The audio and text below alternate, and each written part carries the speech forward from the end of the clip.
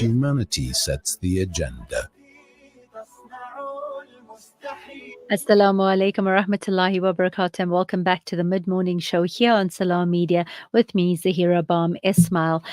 The program today has been generously brought to you by African Muslim Agency, empowering, educating, and inspiring. You can visit them on their website, www.africanmuslimagency.co.za. We've had some great talks over the past week. And I think one of the things that has come up with when people are abused is how do they end up seeking shelter and the challenges faced with that for gender-based violence survivors. And we have got the guest that is perfectly poised to help us navigate this conversation, Anisa Musa. Anisa, assalamu alaikum and welcome to the studio. Walaikum salam, Sister Zaheerah, to you and to all the listeners. Jazakallah for having me on. It's always a pleasure to have you. I think when I'm reading about where you are right now, how long you were at the care line for, you were a social worker by profession, previously the chief social worker at Islamic Care Line and the Muslim AIDS program. It's making me realize how old we are because you've been there for already 20 years, mashallah. And now you are currently national coordinator for the National Shelter Movement of South Africa. So congratulations to you. That is a huge accolade. The first thing I just want to point out, and I want to say, we don't have enough Muslim women in social work. It is such a pivotal field, and we really do need a lot more women in this field, because the more we're seeing family cases, the more we're seeing the assistance that's required. I'm quite sure even on your side, you've got an overwhelming amount of a workload and clearly not always enough resources to manage it. No, you're so right. There aren't many Muslim social workers in the field, but alhamdulillah, I think it's people like you, and we have so many, the South African National Women's Forum, so many organizations, even the charitable organizations that are all doing their bit. May Allah accept everybody's efforts, and we can't not acknowledge those because everybody makes a valuable contribution. Yes, there's always gaps, there's always things that we can improve, there's always more that we can do, but like I said, may Allah accept, and we can always try and build and even support each other and network and partner so that we're more effective. Absolutely. And I think people often underrate or underestimate the value of networking, the value of reaching out to each other, because the truth of it is none of us can do anything on our own. The success of all of the work that we do is literally linked to all our networks around us. And this is how we get to do what we do. Anisa, I need to ask you, I know being part of the National Shelter Movement of South Africa, we talk all the time about where do people go? How do people with gender-based violence find their space? Where do they even start? What are the challenges? We know there's numerous ones, but where do they even start finding where to go, where the safe havens are, where they'll be safe, where they'll be okay? Okay, so, we go by the saying that shelters save lives, right? So gender-based violence shelters are like a safe haven for women who are going through difficulties. There's a whole lot of shelters all over the country. The National Shelter Movement is an affiliate body, like an umbrella body for almost 100 shelters that are registered with the NSM. In 9 provinces, in the 8 provinces except Northwest, which at the moment we are trying to network with the department there to get affiliated. There's obviously a lot of government shelters, facilities, lots of victim empowerment organizations that are doing work in the GBV sector. There's lots of contributions to the sector. I think, so for us as well, one of the big projects that the National Shelter Movement has is a 24-hour helpline, which I'll share the details with you a little bit later on. And so women phone in, and through our agents, we are able to place depending on the area that they're calling in from. And how do we end up finding our way here? I know that with many of you, with a lot of that we have going on, with a lot that we see, what have you found to be the greatest challenge in navigating this space for women or any gender-based violence survivor? I think one of it is, so there are various challenges, and it can go from basic access to services. A simple thing like a woman not having airtime. Or remember that also with gender-based violence in extreme situations where there's complete control and a woman doesn't even have access to, I mean, she can't even leave. And also reaching out.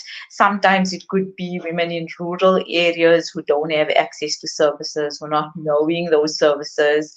Could be lack of family support even. It could be the fact that she has little children who need to go to school, and that could be, and not a I wouldn't say a challenge per se, but it is something that we need to take into consideration when placing a woman. So, in terms of access, um, another thing is also readiness.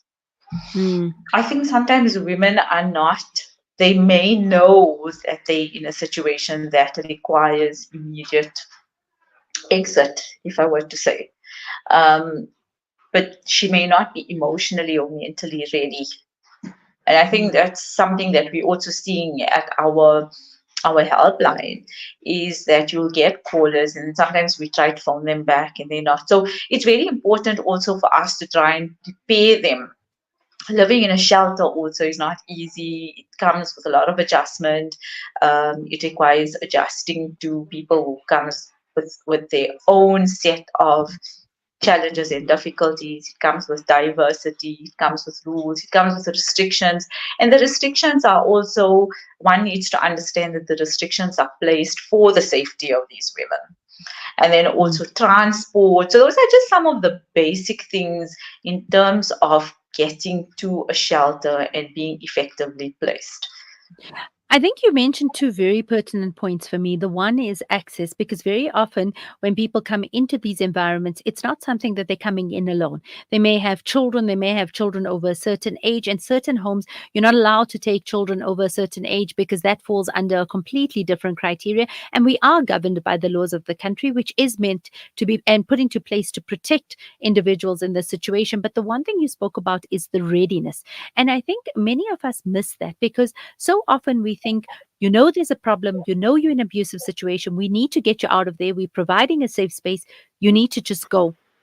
Let's talk a little bit about the psychological difficulty of actually taking that step to move, because so often people back out and are not quite ready to move in that direction, and sometimes may come and still go back into those very same environments. And how does this play out psychologically for the person going through this and experiencing it? We've been doing a lot of work around trauma. And I Mhm. think trauma and gender-based violence goes hand in hand. And with that comes a lot of desperation sometimes, helplessness. We're also seeing, and this takes us to some other challenges, right? And it makes it a little bit more, when I say challenges, um, I don't want to make it sound negative, but those are the variables in a way, or the factors or the elements that comes into working in the GBV space. Is people develop coping mechanisms like addiction, for example. Mm. Some women come with health issues, mental health issues. They're on medication. They're receiving. So there's those specialized needs, if you want to call it, if you don't want to say challenges, right? So they come with also specialized needs. And so when you talk about psychological implications and also behavior, because what happens is when you're in a long-term abusive relationship, you start developing your own coping or your own survival skills, which may or may not be healthy or positive. And so that space that they're in, and I used the word trauma, is it takes a lot of courage. So when we were talking about trauma and we're talking about resilience, and we say that, and my personal belief is, someone will say, I'm not coping, but the fact that they wake up every day is some form of coping. And Yeah, getting to a shelter is one of the most courageous moves. The absolutely. decision to want something different, the decision to Mm. want change. It comes with a little bit of hope that there is something different for me out there. But like you say, not everybody is in that space. But usually a lot of things like forgiveness, like letting go, they're all processes. And it Yes. could take a series of events before a person gets to that place. And then obviously, we need to take into consideration context. Mm, So, not just the physical context, even family situations, support. I mentioned, does the person have children? mm. The age of the person, family, all of those things play a role in the placement process. Absolutely. And I think, you mentioned a few things that I just want to touch on very quickly, but we talk about people's coping mechanisms. And I think, so often we pass judgment, and I use the word judgment loosely, but I think it almost is done to almost absolve us from the responsibility of having to help or do anything, where we say, oh, she doesn't actually want to help herself. She doesn't, she's doing all of this. Because when you talk about people coping with addictions, where they have health issues, where they have mental health issues, I think we also need to step back from our own preconceived notions and our own experiences to understand that sometimes this is the only option of managing day to day, and there is no other route. And you mentioned that as things that we often find, it's not just a simple, oh, we'll fetch you, we'll take you, everything will be fine, we'll do a few months, and you're going to come out beautiful, and everything is perfect. We don't live in a utopia. These women come in with so much more than that. Anissa, I do want to ask you very quickly, because I think it's imperative that we ask about this. It's very often when women are going through this and seeking these shelters, we often talk about also about trauma bonding and Stockholm syndrome. And are you still seeing this as being a reality today as well when you're dealing with women or individuals looking for assistance? Psychological disorders and diagnoses, a range of conditions are part, often, not always, but often part and parcel. Even something like PTSD. Um, so, yes, you do see that. Um, and they add to the complexity of a case, and it also makes it more difficult to find suitable placements for women who have specific needs. Absolutely. And I think, that being on a platform when you can provide this across the country is huge and really stands in good stead for the amount of work being done, but also for people to understand that these organizations are available and people are able to reach out to be able to get the help they need. Anissa, how are people able to contact you, whether it's for information or for referrals? How are they able to get in touch with your network? Okay, so I don't know if you want to post the details of the helpline, Mm. or You can you read want me out the to. number. Yeah, you can read out the number and then we'll post it up as well. Okay, let me do that for you. Okay, so we have actually three numbers. We have one second, sorry, Zaira. No problem I at all. And I think it's important that our listeners and our viewers also know and understand that these numbers, Anissa, don't stress about it. We can always make it accessible for our learners, for our viewers and our listeners to be able to have access to that. This will be posted up on the Salam Media pages. Please do feel free to share it widely with people, because I think networks like this go such a long way in providing safe spaces for people with gender based violence. And Anissa, I'd like to ask and say, do you see a decrease in the numbers at any point? Are there any changes that we're looking for? How do we combat it to the point that we can start saying there's much less of a need for organizations and you know, shelters and safe havens?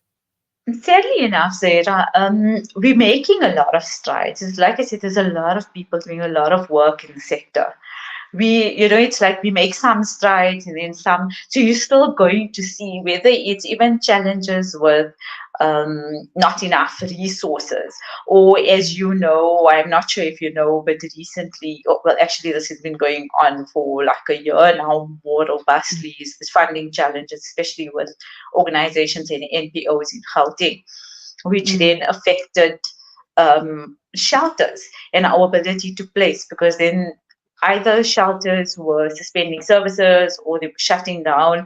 So even in terms of resources were limited, and that's aside from some of the difficulties and specific needs that we had or that women had. So that reduced our ability to look for the most suitable services for them. So in terms of your question, we're making strides. There are achievements, but we're not there yet. We still have a lot of work on prevention levels, treatment levels. And like I mentioned, the cases get more complex. There's so many variables to take into consideration. So yes, there is work. We're also looking at progressive work in sheltering. Um, we're doing awareness, we're working in informal settlements, we're having webinars, we're trying to create awareness, we're trying to make services more accessible. But somehow it just feels like it's not enough. Mm. And prevention drives have to be more robust. We're also moving towards working with boys and the impact of domestic violence on boy children in shelters, how that influences their upbringing and their own relationships. So, it comes with a whole range of services that need to be put into place before we can actually start saying that you can see differences Absolutely. in numbers. I hear you completely, but I hope, inshallah, that with all your efforts and your team's efforts, we'll one day be able to have that discussion and talk about that. Anisa Musa, National Shelter Movement of South Africa, the national coordinator of it. Jazakallah so much for joining us on air. Please Jazakallah. stay tuned. We'll be taking a quick ad break and then we'll be online with our last guest.